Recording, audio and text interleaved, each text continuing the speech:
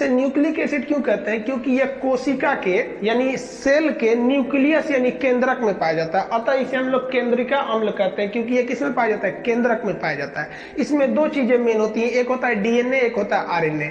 आप पता होगा डीएनए का पूरा नाम होता है डाईऑक्सी राइबोज न्यूक्लिक एसिड और आरएनए का होता है राइबोज न्यूक्लिक एसिड। इसका पीडीएफ हम डिस्क्रिप्शन में डाल देंगे, वहां आप इसका फुल फॉर्म लिखा हुआ होगा, देख लेंगे आप लोग।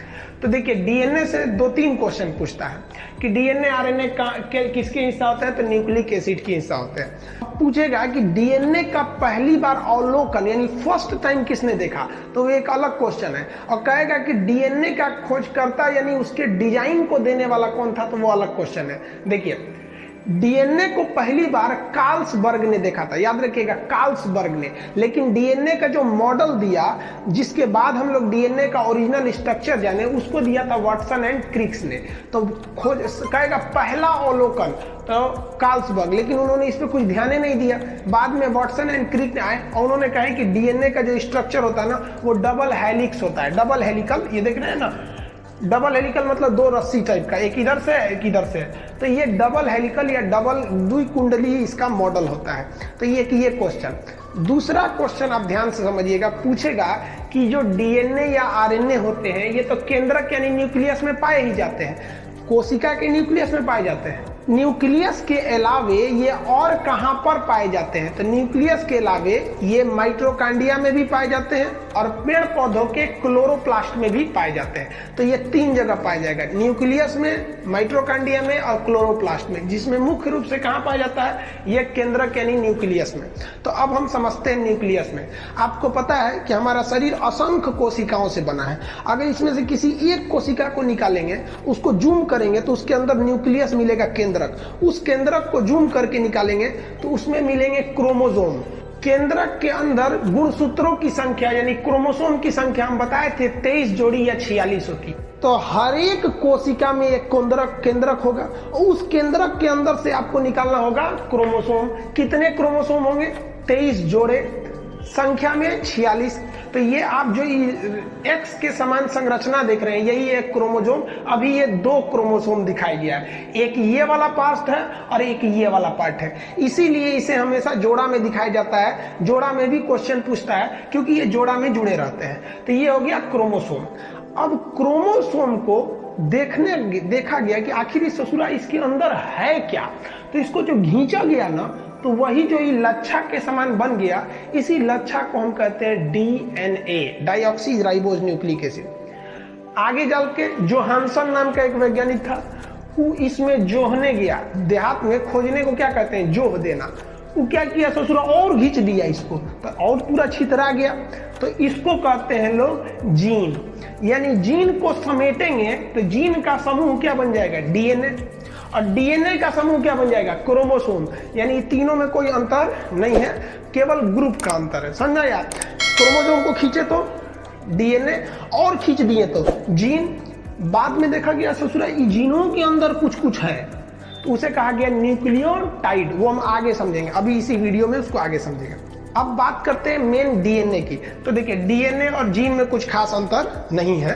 ये हम लोग के डीएनए जो होते हैं जेनेटिक इंफॉर्मेशन होते हैं। अब यहाँ तक गएंगे, जेनेटिक इंफॉर्मेशन क्या होते हैं? देखिए जब कोई बच्चा माँ के पेट में पैदा हो रहा है, बन रहा है, तो उसमें 2 ही आंख होनी चाहिए। ये बात किसको पता होती है? उसके एक हाथ में 5 उंगलियां ही होनी चाहिए। ये बात किसको पता होता है?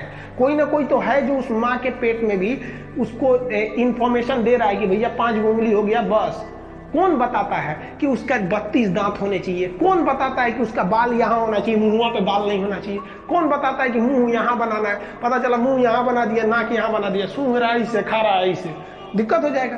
तो ये जितने भी इंफॉर्मेशन का एक ग्रुप है, ये सारा इंफॉर्मेशन डीएनए में है।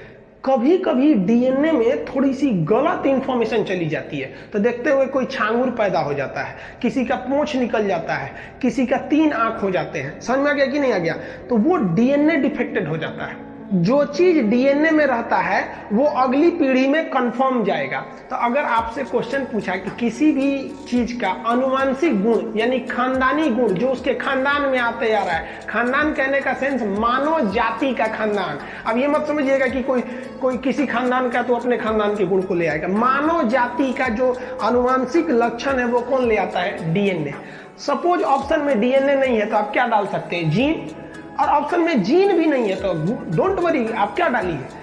आपको क्या डालना पड़ेगा? गुणसूत्र, क्योंकि गुणसूत्र यानी क्रोमोसोम को खींचे तो डीएनए, और डीएनए को खींचे तो जीन। अब एक बार मैं कभी कभी एग्जाम में पूछ देता है कि इसके बीच की लंबाई कितनी होती है, तो 34 एंगस्ट्रॉम होती है, 34 एंगस्ट्रॉम इनके बीच की दूरी होती है। ये कभी रेयर ही पूछेगा, हालांकि ये तो अगर आप एम्स वगैरह का एग्जाम देंगे तब नहीं इतना डिटेल से पूछेगा, जनरल कंपटीशन में इतना डिटेल से नहीं पूछता है। तो आप बताइए जेनेटिकल इंफॉर्मेशन कहाँ होते हैं? वो डीएनए में भी हो सकते हैं, जीन में भी हो सकते हैं, गुणसूत्र में भी हो सकते हैं।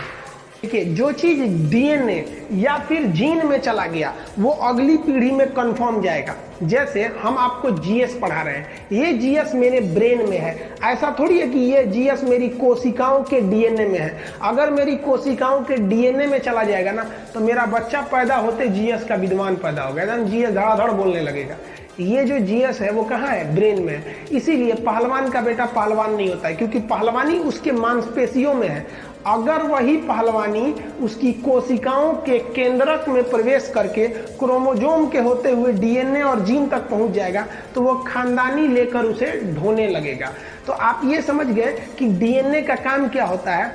इसीलिए किसी का वो ओरिजिनल बच्चा है या नहीं, इसे डीएनए से जांच किया जाता है, क्योंकि डीएनए एक अलग सभी जीवों का डीएनए का एक अलग स्ट्रक्चर होता है। एक पिता का डीएनए पुत्र के डीएनए से मैच करते रहता है। तो ये डीएनए और आरएनए, डीएनए समझ में आ गया कितने हेलिक्स होती है?